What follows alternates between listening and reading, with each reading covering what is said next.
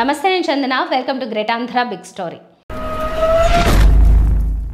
G Jinping తనను తాను చైనాకు మరణించే వరకు ప్రెసిడెంట్గా 2018లో ప్రకటించుకున్నాడు. 72 ఏళ్ల వ్లాదిమిర్ పుతిన్ తనను తాను 2036 వరకు, అనగా ఆయనకు సుమారు 84 ఏళ్ల వయసు వచ్చే వరకు రష్యాకు అధ్యక్షుడిగా ప్రకటించుకున్నాడు. ఉత్తర కొరియా కిమ్ జోంగ్ సంగతి చెప్పక్కర్లేదు. అక్కడ ఎన్నికలు జరిగినా జరగకపోయినా ఒకటే, మరణించేదాకా తామే రాజ్యం చేయాలని, అధికారం వెలగబెట్టాలని ప్రకటించుకున్న ఆ ఇద్దరు నేతలు అందుకు అనుగుణంగా ఆ దేశ రాజ్యాంగానే సవరించేశారు. ఇప్పుడు డొనాల్డ్ ట్రంప్ వంతు వచ్చింది. అగ్రరాజ్యం అమెరికా పీఠం మీదకు రాగానే ఆయనకు ఈ అంటువ్యాధి సోకింది. రాజ్యాంగ సవరణ దిశగా ఆలోచనలు సాగిస్తున్నారు. నియంతలాగా స్థిరపడాలని అనుకుంటున్నారు. నెమ్మదిగా ప్రపంచంలోని పాలకులు అందరూ కూడా ఇలాంటి ఆలోచన దిశగా అడుగులు వేస్తున్నారా అనే భయం కలుగుతోంది. ఆల్రెడీ నియంతృత్వమే విధానంగా బతుకుతున్న దేశాల సంగతి వేరు. ప్రజాస్వామ్యం పరిఢవిల్లిన దేశాలు కూడా ఇప్పుడు భిన్నంగా మారుతున్నాయి. చూడబోతే ప్రపంచంలో అతిపెద్ద ప్రజాస్వామ్య దేశమైన భారత్లోనే కాస్త భద్రమైన పరిస్థితి కనిపిస్తోంది. నిజమేనా? మన దేశంలో ప్రజాస్వామ్యం భద్రంగా ఉందా? ప్రమాదం లేదా? ప్రపంచ పాలకుల పోకడలతో పోల్చుకుంటూ సాధికార విశ్లేషణే ఈ వారం గ్రేట్ ఆంధ్ర బిగ్ స్టోరీ. ప్రపంచ పాలకులకు సోకుతున్న అంటువ్యాధి నియంత బుద్ధి.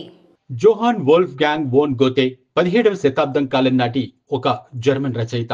ఆయన 1774లో ది సారోస్ ఆఫ్ యంగ్ వెర్దర్ అనే నవల రాశారు. ఆ నవలలో వెర్దర్ కథానాయకుడు. ఆ నవలలో వెర్దర్ ఆత్మహత్య చేసుకుని మరణిస్తాడు. ఆ సంగతి బహిరంగమవుతుంది. దాని వెంబడి అనేక మంది అతడి ఆత్మహత్యను అనుకరిస్తూ తాము కూడా ఆత్మహత్యలు చేసుకుని మరణిస్తారు. ఆత్మహత్యకు సంబంధించి పత్రికల్లో ఒక కథనం ప్రచురితమైన తర్వాత అదే తరహాలో ఆత్మహత్యలు ఎక్కువగా జరుగుతుండడాన్ని సాధారణంగా కాపీ క్యాట్ ఆత్మహత్యలు అని వ్యవహరిస్తుంటారు. అమెరికాలో ఇలాంటి వరుస ఆత్మహత్యలు జరుగుతున్న నేపథ్యంలో 1974లో మొదటిసారిగా ఫిలిప్స్ అనే మానసిక శాస్త్రవేత్త మొదటిసారిగా గోతే నవల్లోని పాత్రను దృష్టిలో ఉంచుకుని వెర్దర్ ఎఫెక్ట్ అనే పదం ఆ ఆత్మహత్యలకు వాడారు. సైకాలజీలో వీటిని ఆ పేరుతో వ్యవహరిస్తారు. అంటే ఆత్మహత్యలు కూడా ఒక అంటువ్యాధిలాగా ప్రబలుతాయన్నమాట. సైకాలజీ వీటిని సూసైడ్ కాంటాజియన్ అని కూడా వ్యవహరిస్తారు. ఈ సైకాలజీ శాస్త్రీయమైన పరిభాష ఏది మనకు తెలియకపోవచ్చు, కానీ ఇలాంటి ఆత్మహత్యలు మాత్రం మనకు మన చుట్టూ ఉన్న సమాజంలో పుష్కలంగా పుంఖానుపుంఖాలుగా కనిపిస్తుంటాయి. అప్పుల బాధతో రైతు ఆత్మహత్య అనే వార్త పత్రికల్లో ప్రముఖంగా వస్తుంది. దాని వెంబడి అనేక మంది రైతులు వేర్వేరు ప్రాంతాల్లో ఆత్మహత్యలు చేసుకోవడం చాలా సాధారణంగా జరిగిపోతుంది. అత్తింటి ఆరళ్ళు తాళలేక నవవధువు ఆత్మహత్య, 2 పిల్లలు సహా తల్లి ఆత్మహత్య, ప్రత్యేకించి ఇంటర్మీడియట్ విద్యార్థుల ఆత్మహత్య, ఇవన్నీ ఈ కోవకే చెందుతాయి. ఆత్మహత్యలు కూడా అంటువ్యాధిలాగా వ్యాపిస్తాయి. సూటిగా చెప్పాలంటే వెర్దర్ ఎఫెక్ట్ అనే పదం కేవలం ఆత్మహత్యల నేపథ్యంలో పుట్టి ఉండవచ్చు. కానీ ఒక వ్యవహారానికి సంబంధించి ఒకరి పోకడ బహుళ ప్రచారంలోకి వచ్చిన తర్వాత ఇంకా అనేక మంది అదే పోకడను అనుసరించే మోజులో ఉంటే వాటన్నింటినీ కూడా మనం వెర్దర్ ఎఫెక్ట్, కాపీ క్యాట్ సిండ్రోమ్ అని అనవచ్చు. ఇప్పుడు ప్రపంచంలో అనేక దేశాల పాలకులను అంటువ్యాధిలాగా అనుసరిస్తోన్న సిండ్రోమ్ ఇది. పాలకుడిగా అవకాశం చిక్కిన వెంటనే అందరిలోనూ తాము శాశ్వతంగా అధికార పీఠం మీదనే ఉండిపోవాలనే నియంత బుద్ధి పొడసూపుతోంది. తమకు శాశ్వతాధికారం దక్కడం కోసం ఏమేం చేయవచ్చునో వారు రకరకాల మార్గాలను అన్వేషిస్తున్నారు. ఒకరిని చూసి మరొకరు ఇదే తరహా పోకడలతో చెలరేగిపోతున్నారు. తాజాగా అమెరికా అధ్యక్షుడిగా పగ్గాలు స్వీకరించిన వెంటనే అమెరికా రాజ్యాంగంలో మార్పు చేర్పులు చేసి అయినా సరే తనకు శాశ్వత అధికారం దక్కించుకోవాలని అనుకుంటున్న ట్రంప్ వైఖరి మనకు ఇలాంటి అభిప్రాయం కలిగిస్తోంది. డొనాల్డ్ ట్రంప్ ఇప్పుడు రెండోసారి అమెరికా అధ్యక్షుడయ్యారు. అమెరికాలో ఒక వ్యక్తి 2 సార్లకు మించి అధ్యక్షుడిగా పోటీ చేయకూడదనేది చట్టంలో ఉంది. ఈ చట్ట సవరణ 1947లో జరిగింది. ఆదివారంలో అది కేవలం సాంప్రదాయంగా మాత్రమే ఉండేది.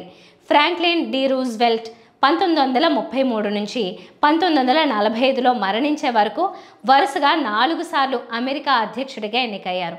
అమెరికా అధ్యక్షుడు 2 పర్యాయాలు మాత్రమే ఆ పదవిలో ఉండాలనే సాంప్రదాయాన్ని చట్టబద్ధమైన నిబంధనగా మార్చాలనే ప్రయత్నం ఆయన మరణానంతరమే జరిగింది. 1947లో ఆ మేరకు రాజ్యాంగ సవరణ చేశారు. అప్పటి నుంచి ఇప్పటిదాకా అందరూ దానినే అనుసరిస్తున్నారు. ఇప్పుడు డొనాల్డ్ ట్రంప్ కు కొత్త ఆలోచన వచ్చింది. ఇప్పుడు బాధ్యతలు తీసుకున్న 79 ఏళ్ల ట్రంప్ పదవీ కాలం 2029లో ముగుస్తుంది. అప్పటికి ఆయనకు 83 ఏళ్ల వయస్సుంటుంది.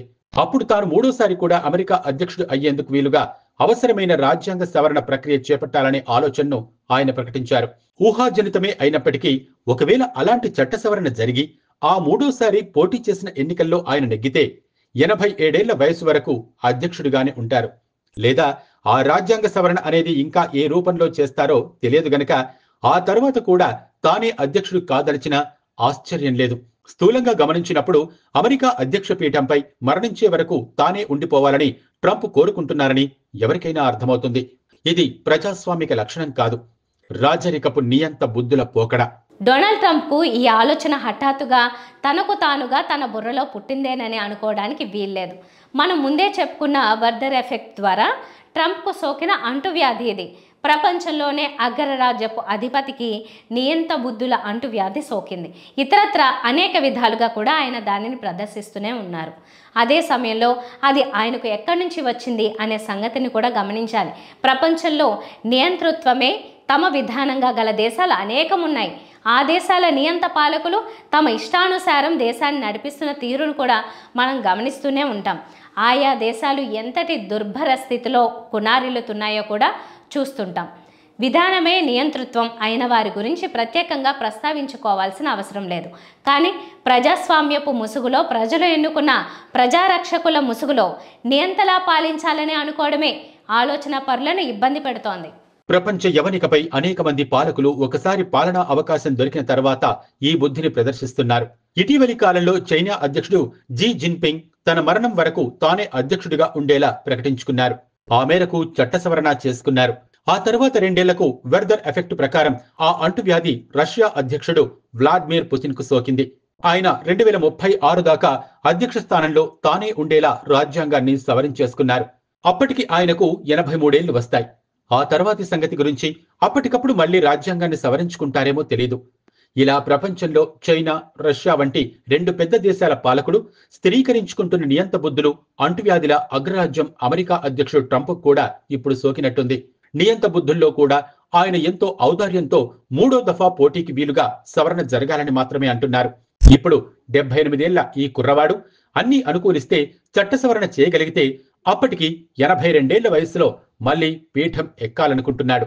పుతిన్ 83 వయస్సు నాటికి ముగించేలా సవరణ చేసుకుంటే ట్రంప్ 82లో మళ్లీ మొదలయ్యేలా సవరణ ఆశిస్తున్నారు. ఇంకా నయం, అధ్యక్ష పీఠంపై తాను శాశ్వతంగా ఉండిపోతాననే తరహాలో చట్ట సవరణకు ప్రయత్నించడం లేదు. ఆ మాత్రం ఉదారవాదానికి ఆయనకు ఆ దేశ ప్రజలు రుణపడి ఉండాలి. నియంత బుద్ధులు అనేవి ఇలాంటి చట్ట సవరణలు జరిగినప్పుడు మాత్రమే బయటకు వస్తాయని అనుకుంటే పొరపాటు. ఈ నియంత బుద్ధుల ప్రస్తావనలన్నీ మిగిలిన ప్రపంచపు దుర్మార్గాలు కదా. ఆ ప్రపంచం ఎలా పోతే మనకేంటి? మనది ప్రపంచంలోనే అతిపెద్ద ప్రజాస్వామ్య దేశం. ఇక్కడ ప్రజాస్వామ్యం మాత్రమే పరిఢవిల్లుతూ ఉంటుంది అని మనం అనుకుంటే అది భ్రమే. సాంకేతికంగా మనది ప్రపంచంలో అతిపెద్ద ప్రజాస్వామ్య దేశం అనే మాట మాత్రమే నిజం. కానీ ప్రపంచంలో ఇంతగా కుటుంబ వారసత్వ రాజకీయాలకు నెలవైన దేశం మరొకటి ఉండకపోవచ్చు. ముందు మన తెలుగు రాష్ట్రాల సంగతి చూద్దాం. వైఎస్ రాజశేఖర రెడ్డికి వారసుడిగా జగన్మోహన్ రెడ్డి రాజకీయాల్లోకి వచ్చారు. తొలి ప్రయత్నంలో ఆయన్ను ప్రజలు తిరస్కరించినప్పటికీ మలి ప్రయత్నంలో ముఖ్యమంత్రిగా అవకాశం కట్టబెట్టారు. జగన్ నిజంగానే విప్లవాత్మకమైన, దేశం మొత్తం అనుసరించి తీరవలసిన కొన్ని సరికొత్త సంక్షేమ ఆలోచనలకు తన పదవీ కాలంలో శ్రీకారం చుట్టారు. ఆ సంక్షేమ పథకాల అంతిమ లబ్ధిదారులు వాటిని అందించిన పాలకుడిని ఎప్పటికీ అభిమానించే, ప్రేమించే వాతావరణాన్ని కల్పించారు. అయితే పరిపాలనకు అదొక్కటే సరిపోదు అనే సంగతిని విస్మరించారు. ప్రజలు అభిమానాన్ని పొందటానికి మించి ప్రభుత్వాధినేతగా చేయవలసిన పనులతో సమతుల్యత సాధించడంలో విఫలమయ్యారు. మరో 30 ఏళ్ల పాటు నిరంతరాయంగా తానే ముఖ్యమంత్రిగా ఉండాలని మాత్రం కోరుకున్నారు. ఎంచి చూస్తే ఆయన కలగన్న గడువు నాటికి ఆయనకు కూడా 82 ఏళ్లు నిండుతాయి. రాజ్యాంగాన్ని సవరించలేడు గనుక సరిపోయింది. కానీ జగన్ ఆలోచన కూడా పుతిన్ లాగానే అదే వయోపరిమితికి సాగింది. ప్రభుత్వాధినేతగా నియంతగా సాగే ఛాన్స్ ఎటూ లేదు గనుక ఆయన తాను స్థాపించుకున్న తన సొంత పార్టీకి తనను శాశ్వత అధ్యక్షుడిగా చేసుకున్నాడు. కానీ ఎన్నికల సంఘం ఈ దేశంలో అలాంటివి చెల్లవని తేల్చి చెప్పడంతో మళ్ళీ వెనక్కి తగ్గారు. స్పష్టంగా చెప్పాలంటే జగన్ కాస్త అత్యుత్సాహంతో తనలోని నియంత బుద్ధులను బయటపడి ప్రదర్శించేసుకున్నారు. కానీ ఈ దేశంలో 80% పార్టీలు నడుస్తున్నది అలాంటి నియంత బుద్ధుల నాయకుల చేతుల్లోనే. చట్టబద్ధ అధికారంలో ఉండేలా చేసుకోవటం మాత్రమే నియంత బుద్ధి కాదు. పార్టీ మీద పెత్తనాన్ని కూడా శాశ్వతంగా తామే కలిగి ఉండాలని అనుకోవడం కూడా నియంత బుద్ధే. కుటుంబ రాజకీయాలనే పదం వినిపిస్తే మొట్టమొదటిగా మనకు గుర్తు వచ్చేది కాంగ్రెస్ పార్టీ. తాము చాలా ప్రజాస్వామికంగా ఉంటున్నాం అని చెప్పుకోవడానికి ఆ పార్టీ అధ్యక్షులను ఇతర వర్గాల నుంచి ఎన్నుకుంటూ ప్రస్థానం సాగిస్తోంది. కానీ పెత్తనం మొత్తం ఒకే కుటుంబం చేతిలో ఉందనేది అందరికీ తెలుసు. ప్రాంతీయ పార్టీల సంగతి ఇక చెప్పాల్సిన అవసరమే లేదు. అంతో ఇంతో దక్షిణ భారతదేశంలో ఎంతో విప్లవాత్మకమైన భావజాలాల నుంచి పుట్టినవి ద్రావిడ పార్టీలు. అలాంటి వాటిలో ఒకటైన డిఎంకే పార్టీని కూడా కరుణానిధి హేయంగా ఒక కుటుంబ పార్టీలాగా మార్చేశారు. కరుణ తరువాత స్టాలిన్, ఆ తరువాత ఉదయనిధి, ఇలా అధికారం ఎప్పటికీ అది పార్టీ మీదనే కావచ్చుగాక మా చేతిలోనే ఉండాలి అనే భావనే నియంత బుద్ధిగా మనం గుర్తించాలి. చంద్రబాబు, లోకేష్, కేసీఆర్, కేటీఆర్, తెలుగునాట ఈ కాంబినేషన్లన్నీ ఇలాంటివే. ఇరుగు పొరుగు రాష్ట్రాల్లో సైతం అనేక ప్రాంతీయ పార్టీలు ఇదే సంకుచిత ధోరణులతో అలరారుతున్నవే. తనకంటూ కుటుంబం కూడా లేని ఎంతో ఉదారవాద నాయకురాలిగా, ఆవేశపూరితురాలైన మంచి నాయకురాలిగా కనిపించే పశ్చిమ బెంగాల్ సీఎం మమతా బెనర్జీ కూడా వారసుడిగా మేనల్లుడిని రంగంలోకి తీసుకొచ్చారు. అయితే నేను లేకపోతే నా కుటుంబం అనే ధోరణి లేకుండా ఇప్పటికీ మనకు కనిపిస్తున్న నాయకులు ఒడిశా సీఎం నవీన్ పట్నాయక్ వంటి అతి కొద్ది మంది మాత్రమే. బీహార్ సీఎం నితీష్ కుమార్ ఈ వర్గానికి చెందవలసిన వారే కానీ ఆయన ఎప్పటికీ తాను మాత్రమే సీఎంగా ఉండాలనే కాంక్షతో ఒక సిద్ధాంతము, నియమము ఏదీ లేకుండా అవకాశవాదంతో కుదుర్చుకునే పొత్తులు ఆ క్రెడిట్ దక్కకుండా చేసేస్తాయి. కేంద్రంలో భారతీయ జనతా పార్టీ పాలకుల పరిస్థితి చిత్రమైంది. భారతీయ జనతా పార్టీ సిద్ధాంతాలు, విలువలు, ఆదర్శాలకు విలువ ఇచ్చే పార్టీ. ఇలాంటి నిర్వచనాలన్నీ నరేంద్ర మోడీ అనే సుడిగాలి ఉధృతికి చెల్లాచెదరైపోయాయి. ఆ పార్టీలో ఒకప్పుడు ఎలాంటి నియమాలు, సిద్ధాంతాలు ఉన్నాయో ఇప్పుడు ఎవరికీ గుర్తులేదు కూడా. శాశ్వతంగా మోడీ మాత్రమే ఈ దేశానికి ప్రధానిగా ఉండాలి అంటూ రాజ్యాంగ సవరణ వారు చేయలేదు. కానీ ఎప్పటికీ మోదీ మాత్రమే ఉండేలా వాతావరణాన్ని మొత్తం అనుకూలంగా మార్చుకుంటున్నారు. ఒక కోణం నుంచి చూసినప్పుడు జమిలీ ఎన్నికలు కూడా మోదీ నియంతృత్వ పోకడలకు నిదర్శనమనే వాదన కూడా ఉంది. మోదీ ఎప్పుడూ కూడా తాను నియంత కావాలని ఉన్నట్టుగా చెప్పుకోరు. కానీ నియంత పట్ల ఉండగల భయభక్తులకు మించి అందరూ తన పట్ల ప్రదర్శించాలని కోరుకుంటారు. మంచి నియంతల లక్షణమిది. వారికి స్వార్థముండదు, స్వలాభాపేక్ష ఉండదు. కేవలం దేశ సమగ్ర సమున్నత ప్రయోజనాలు మాత్రమే లక్ష్యంగా ఉంటాయి. తప్పులు చేయరు. కానీ దేశాభ్యున్నతికి తాను అనుకున్న మార్గం ఒక్కటే సరైనదని, ఎవరి అభిప్రాయాన్ని స్వీకరించాల్సిన అవసరం లేదని వారు భావిస్తారు. మంచి నియంతలు తొలిసారిగా అలాంటి నియంత అవతారం ఎత్తినప్పుడు ఇలా దేశం కోసమే పాటుపడతారు. కానీ వారి తదనంతరం ఆ నియంత పోకడ అలాగే మిగిలిపోతుంది. దానిని అంతిపుచ్చుకున్న వారి వారసులు అంతే మంచివారే ఉంటారనే గ్యారంటీ లేదు. అక్కడి నుంచి దేశం, పరిస్థితులు భ్రష్టు మార్గం పట్టిపోతాయి. మనకు అలాంటి ప్రమాదం ఎంత మేరకు పొంచి ఉందో ఇదమిత్తంగా తేల్చి చెప్పలేని పరిస్థితి. కుటుంబ ప్రాధాన్యం ఇసుమంతైనా కనిపించని కమ్యూనిస్టు పార్టీలు చెప్పుకోవడానికి మన దేశంలో ఘనంగానే ఉన్నాయి. కానీ వాటి బలం, ప్రాబల్యం చాలా తక్కువ. అదొక రకం దుస్థితి. పాలకులలో పుడుతున్న నియంత బుద్ధులను మార్చడం అనేది ఎప్పటికీ సాధ్యం కాదు. కనీసం ప్రజాస్వామ్యం అనే పదం కింద చలామణిలో ఉన్న మన దేశంలో ప్రజల చైతన్యం ఒక్కటే రక్షగా నిలవగలుగుతుంది. నాయకుల ధోరణులను గమనిస్తూ వారికి బ్రేకులు వేయగలిగే తెలివిని ప్రజలు అలవర్చుకోవాలి. నాయకుల మాటల, మాయల సమ్మోహకత్వంలో పడి ఒళ్ళు మర్చిపోకూడదు, ఉన్మాదంలోకి దిగిపోకూడదు. అవన్నీ వ్యక్తులుగా క్షణికోద్వేగాలను సంతృప్తిపరుస్తాయి, కానీ అంతిమంగా దేశానికి చేటు చేస్తాయి. ఇది ఇవాల్టి బిగ్ స్టోరీ. మరిన్ని టాపిక్స్తో మళ్ళీ కలుద్దాం. నమస్తే.